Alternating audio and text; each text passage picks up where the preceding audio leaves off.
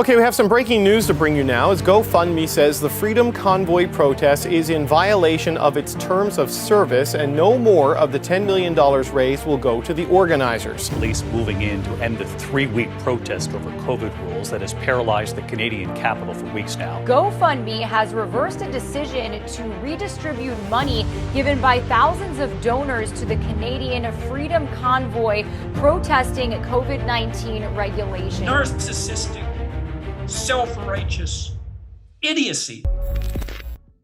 What the legacy media is doing with the trucker protest is beyond reprehensible. I think the most dangerous thing I've seen actually is the political attempts to shut down the GoFundMe funding. That's unparalleled. I think that's an unparalleled act in Canadian history. I truly think that's the worst thing that's happened to us so far. I'm constantly surprised. I'm not by nature a cynic, really. And I'm not cynical about our public institutions. And generally, although not invariably, I'm not cynical about politicians. But the act of sheer short-sighted, narcissistic, self-righteous idiocy that went into blocking the GoFundMe funding is, I cannot believe that our political leadership can be that unconcerned even about their own well-being. What sort of precedent does this set? And it's basically a form of theft, collusion between a fairly large corporate entity, GoFundMe, and the government. It's like collusion between the government and the press, which is almost total now in Canada. And I don't say that lightly. I mean, Brian Peckford, who I interviewed on my YouTube channel about a week and a half ago, who is a mainstream political figure and one of the drafters of the Canadian Charter of Rights, like a respectable guy, and was never a radical, relatively well regarded by the left and the right alike in the 1980s, a solid guy, told me flat out that the reason that he announced his legal challenge to the authority of our government on my YouTube channel was because he didn't think that he could get the truth told about what he was doing by any reliable Canadian news outlet. Just, what do you do when someone like that says something like that to you? It's beyond comprehension. It's a planned parallel reality, which is fundamentally equivalent to a totalitarian encroachment. I mean, CBC should be shut down. Canadians should just say enough. There's absolutely no excuse whatsoever for another single dollar of Canadian taxpayer money to go to support that appallingly corrupt, ideologically warped, politically correct, collusionary media source with the federal government. It's inexcusable. And the rest of the media, well, it's part of their pronounced death spiral. You see a little exception to that. The Toronto Sun has had some decent reporting. You see it pop up now and then in the National Post. You see it pop up now and then even in the Globe and Mail. But by and large, it's almost impossible to see what's actually going on in Ottawa. Can't even get a reasonable estimate of the number of people there. And I've also heard, let's say, that this closed circuit cameras that normally monitor the city, which I believe you can get access to by public feed, many of them have been shut off. And then, I would hope that the Conservatives, for their part, would stand up in some sort of opposition. But I know full well, because I've talked to people who know that COVID policy is being governed entirely by public opinion poll, which is a terrible way of sampling public opinion because it's impulsive and narrow, which is why we have a parliamentary system to begin with. We don't have rule by direct democracy because it's foolish. It doesn't allow for any sober second thought, let's say.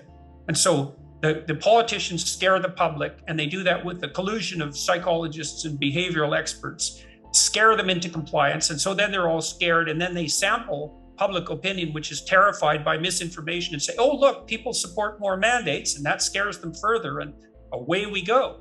And the Conservatives, for their part, instead of, although Mo and Kenny have taken some more forthright actions in the last week, instead of seizing the moment, which they clearly had in front of them, they just blew their party into fragments, like on the very day they should have been articulating the concerns of the people that they are supposed to represent. And they could have capitalized on that even in the narrow political sense. It's just beyond comprehension. the fact of the scale of this protest and its seriousness is an indication of a breakdown in communication between the populace and their leaders. And then I would say there's a twofold reason for that. One is the politicians have ensconced themselves in something resembling an ivory tower. There's a failure on the part of the Canadian populace as well, because one of the things that's happened over the last 3, 4, 5 decades maybe is the cynicism about the political sphere, the refusal to engage in the building of local civic institutions, all replaced by a notion that politics is somehow nothing but a snake pit and no decent person would ever get involved. And so you have an abdication of responsibility on the part of each Canadian, I would say, which clearly needs to be rectified. And then this isolation of the political class from the population that's replaced by a reliance on hypothetical experts in the medical and the political domain and sampling of the public attitude by opinion poll. I can't see how the mandates can go on forever. Country after country is dropping them. I cannot see how they can be sustained in the face of that for any length of time, but God only knows. I mean, it seems to me that perhaps even a majority of Canadians, if they were sufficiently cowed, would accept these restrictions and mask mandates permanently. It's already been 2 years. I remember there was a poll a few months ago showing that 50% of Democrats in the US thought there was a 50% chance of being hospitalized with COVID. And 25% of Republicans believe the same thing. And I'm sure the proportions are very similar in Canada. People are afraid, and the politicians should be coming out saying, we got this. Like, there's always things to be afraid of, but that isn't what's happened. But our prime minister could easily double down because he's a teenager. He's a teenage actor, fundamentally. The fact that he ran away at the beginning of this and then lied about why in 2 ways, security concerns and exposure to COVID, it's like a little convenient, I would say. And really, did you need 2 lies to justify it? Was one enough? Apparently not. And the fact that he ran away at all is just also jaw-droppingly stunning to me. I think it's easier for people to believe that the truckers are January 6th level insurrectionists than it is for them to believe that they have a leader who is that immature and cowardly.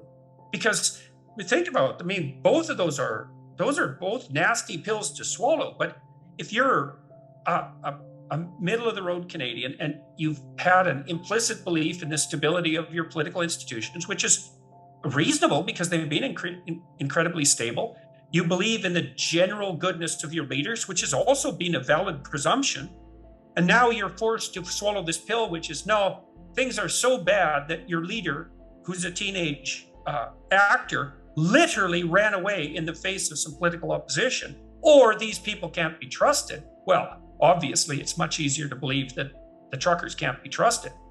And then that's played up, of course, in the media. It's like, well, what about the swastikas? And what about the Confederate flag?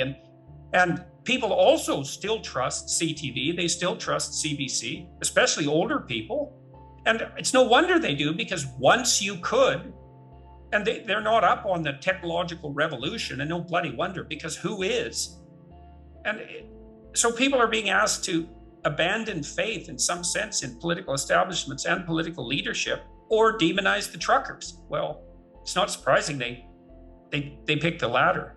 Do you think people like living in fear in some sense? I don't think people like living in fear, but they like to believe that they're on the side of compassion and security when uncertainty and threat looms. And so that's the moral, and it's an easy moral victory. Remember, I used to watch The Simpsons all the time, and the wife of the Reverend on the Simpsons, her response to any political question was, think about the children. Let's think about the children. And our whole society has slipped into that kind of Oedipal virtue, which is, it's a reflexive infantile compassion. And there's a presumption underneath that the manifestation of that compassion, which is appropriate for infants, is the only valid political response to every single question. And so you frighten people, and the good thinkers, the maternal good thinkers, think, oh, well, security and safety, protect the infants. And fair enough, because you've got to protect the infants, but we're not infants, or are we?